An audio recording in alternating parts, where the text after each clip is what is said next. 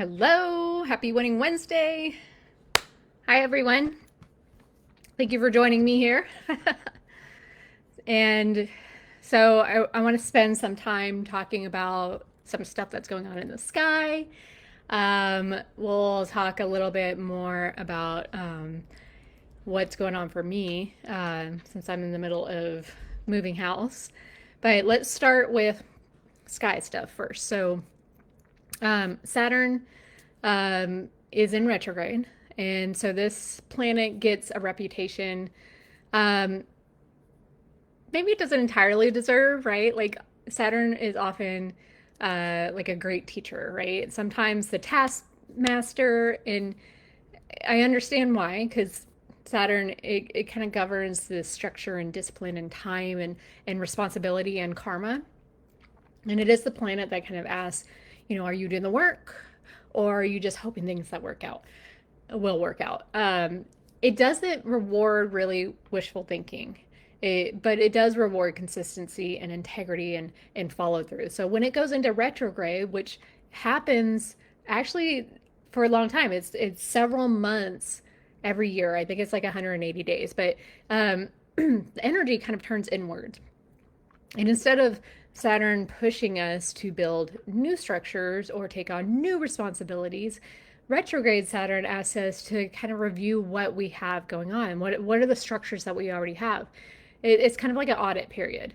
So it wants you to honestly examine the commitments, the systems, the routines, the relationships, even the beliefs that we built our lives around. And it asks for a very direct question here. It's actually, is this actually serving me?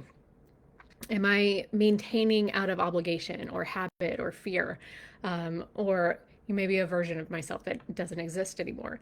And it's not always comfortable, right? Like Saturn does not do comfortable, but it is honest. So honest is exactly what a lot of us need right now. So when you think about Saturn retrograde review, like what a Saturn retrograde review actually surfaces, maybe a job that you've had for so long, like it felt aligned 5 years ago, but now feels kind of like it's confining, it's a cage, or a relationship dynamic that you built when you were a totally different person, but now it's kind of just comfortable, or maybe just kind of running on autopilot, even though you grew past the relationship. Or it could be a belief that what you were capable of that was formed under circumstances like maybe a fight or flight mode or a survival mode, and that doesn't exist anymore. And then in my case, the physical stuff you accumulated over 14 years inside of a house. So boxes and closets and drawers full of things that you keep for reasons that now I'm like, why did I keep this? But you might not be able to remember, like, what was the reason? Why was this so special to me? So Saturn retrograde does not ask you, it's not saying like tear everything down, burn the bridges, right? It asks you to kind of look honestly at what is load bearing and what is just weight. And once you see the difference clearly, you can get to make a choice instead of just continuing on autopilot. So now we had our full moon in Aquarius today, actually. I'm losing my voice, my gosh. So this pairs beautifully with the Saturn energy in a really specific way, because Saturn is the sign of the collective. It is the sign of humanity as a whole, of innovation, of future, of stepping outside of old systems that no longer serve the greater good. And Aquarius, it does not care much about personal comfort or traditions, or traditions for tradition's sake. Basically, it cares about progress and what actually serves the evolution of the whole, not just the individual. So a full moon is always a moment of kind of culmination and illumination. So whatever's been building throughout the lunar cycle reaches its peak, its fullest visibility. And when that happens in Aquarius, what tends to get illuminated is the tension between our personal individual concerns and our place in something much larger than ourselves. So the full moon is asking you to zoom out and stop obsessing over the small, immediate details of your life and the stress and the logistics and the day-to-day friction. And remember that you are part of a larger collective, something bigger, and something that's always evolving. So every choice that you make, to heal, to grow, to release old patterns, it ripples out of the larger human story happening right now. Um, and you're not just working on yourself in isolation, you are participating in this collective shift. So here's what Saturn and this Aquarius moon really speak to. They're speaking to each other. Because Saturn retrograde, it's asking you to honestly review personal structures. Aquarius full moons reminding you that this personal work is not separate from the collective awakening happening around us. And so when you release an old belief, an old commitment, an old version of yourself that no longer fits, you're not just lightening your own load. You're contributing to a larger shift in consciousness that is generally underway right now. Um, so, whether you can see this or not, like it's happening. So now, as we look forward into August, we are coming upon two eclipses. So eclipse season, I want you to understand what that actually means, because in August we have that lunar eclipse and solar eclipse roughly 2 weeks apart, and that is typical in eclipse pairs. I never realized it until like a couple years ago, but eclipses are actually considered some of the most potent accelerated energetic events in the astrological calendar, and they don't operate like a regular full or new moon. Like, they are compressing time. What might normally take months to unfold can happen in a matter of weeks or days around an eclipse. So lunar eclipse is essentially an amplified full moon. It brings things into dramatic culmination, endings that have been building for a while. They're suddenly becoming undeniable, and truths that have been circling are finally landing. So lunar eclipses, they often correlate with emotional releases, sometimes sudden, sometimes surprising, sometimes it feels like the rug was pulled out from under you. And, it's basically that it's something that needed to complete finally completes. Now, a solar eclipse is an amplified new moon. So it is a supercharged beginning, a moment where entirely new chapters can open, sometimes in ways that feel like they come out of nowhere. And solar eclipses, they often bring in people and opportunities or directions that were not on your radar before, and it can seemingly happen overnight. So this eclipse pair tends to create a season of real, undeniable transformation. These are not gentle nudges. So, take care of yourself around these times. These are genuine turning points. And so we just had our Barball's basket, which we talked about in the last one. So we're going to be seeing, like, a few years from now, we're going to look back and be like, oh, okay, so this was where everything really started to change. And I want you to understand, this eclipse season is not arriving randomly. It is arriving directly on the heels of everything we've been discussing. Saturn retrograde review, Barball's basket, Aquarius full moon, call out to zoom. It's a call to zoom out and see our place in the collective. And all of it is building towards this eclipse window where whatever's been honestly reviewed and released has the potential to complete, and whatever new chapter is trying to begin has the potential to actually open. So this is why the work right now, the honest Saturn inventory, the willingness to let structures and stuff and old identities matter so much, because what you clear now is what makes room for what the eclipses are about to bring in. So now let's talk about what this looks like for me, because this is very personal. Again, I'm moving across the country. I'm packing up my house. And this might help you to kind of see this in a less abstract way. So I've been painting the inside of my house as we get ready to move. We have a dumpster in our front yard, or in our driveway, and we're just basically throwing away as much shit as we can. Like, in the middle of that, we're going through boxes of things in my closet that have been boxed up since we moved into this house 14 years ago. Things I haven't even seen or touched in 14 years, right? So, it is kind of humbling, right? Genuinely, because so much of what I'm releasing is stuff that at some point it felt important to keep, right? Like I have things for my wedding, like decor for my wedding that I'm like, I've never used this. I never even like displayed it. Things that I held on to because they represented a memory or a version of myself or a relationship or a chapter or in letting go of the physical object at that time, it might mean letting go of the memory itself. Well, guess what? It didn't, because we still have them. So what I realized in the middle of these boxes, the memory does not live in the object, right? It lives in you.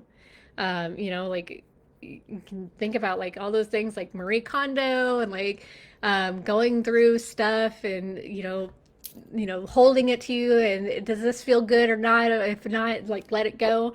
You can think about things in terms of like Dharma.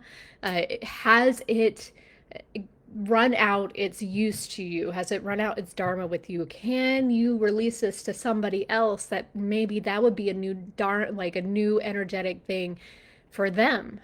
So it's funny because there is a lot of stuff where I'm like, this is still a good thing, a good item that somebody might get use out of it. So I'm putting like a lot of stuff on my porch, and we have like what we call like the porch pirates that come and muddle through our stuff. And then we have our trash day that comes on Fridays, and there's always a guy.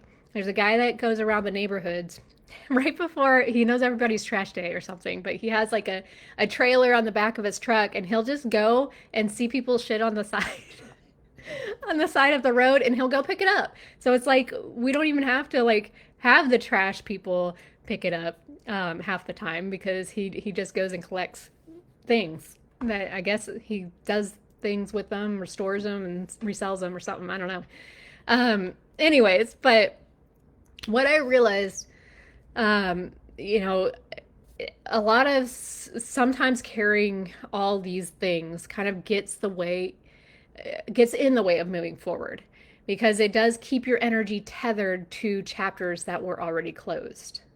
So, kind of get into the Dharma thing. It outlived its use for you. It can now be somebody else's use. And you don't need to carry every physical trace of your past in order to honor that it happened and that it mattered. Like now everything's so digitalized. I don't need all the physical books, even though I do like reading physical books when I have the time. But like now things are audiobooks. Now things are on Kindles. Photos, we don't need physical photos. We now have social media, even, or Google Drive, where we can just upload photos there and keep them.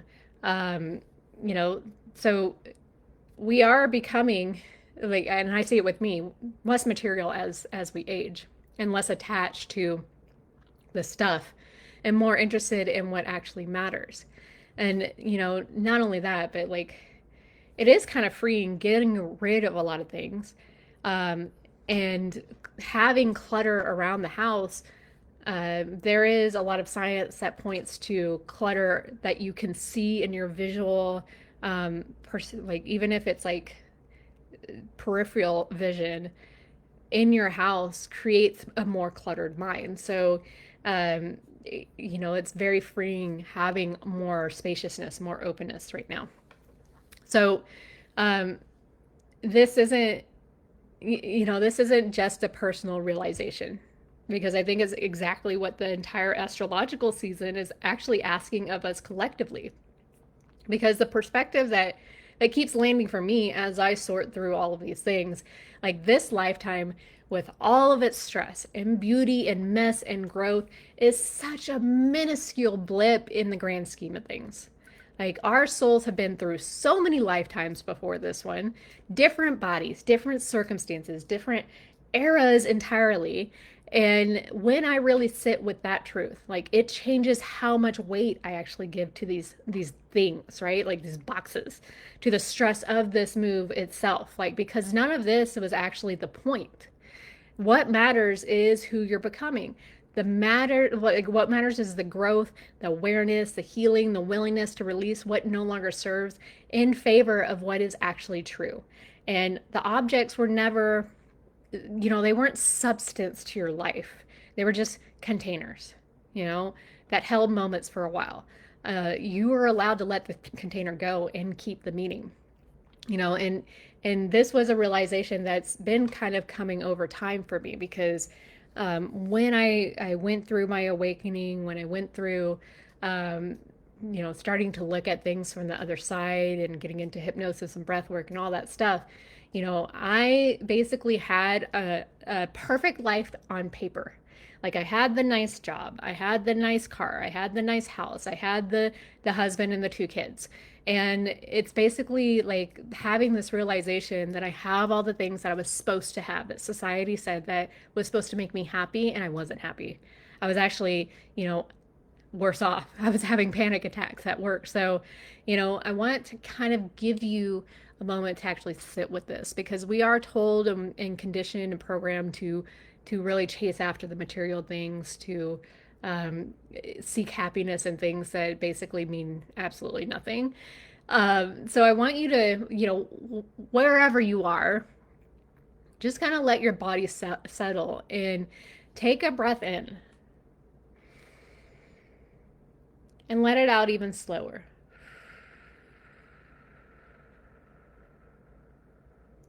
Now, I want you to bring to mind one thing, one physical or otherwise, maybe a belief or a commitment or a relationship or dynamic or old identity that you've been holding on to simply out of habit. Something that once mattered deeply, but that if you are honest, has become weight rather than the meaning. So you do not have to do anything with it right now. Just I want you to notice it, right? Just let yourself acknowledge it quietly that you are allowed to release this. That releasing it does not erase what it once meant to you. It just simply makes room for what is coming. And now go ahead and take one more breath and let it out. And come back. So Saturn retrograde is asking us to take honest inventory. Aquarius full moon is asking us to remember we are part of something much larger than our individual lives. And the eclipses coming in August are going to bring real, undeniable turning points, truth, endings, beginnings, whatever, whoever has done the work of clearing your space. So this lifetime, yeah, it's a blip, but it is a blip that you chose. And this is where we get to no longer, let go of what no longer matters. Trust that you are releasing. What you are releasing is making room for exactly what is coming. So thank you guys so much for being here with me today. I hope some of this resonates with you, and we will see you next week, and then the week after. I don't know if I'm doing it live because I will be driving across the country, so we'll see how that goes. But love you all. Have an amazing week. We will see you next time. Bye now.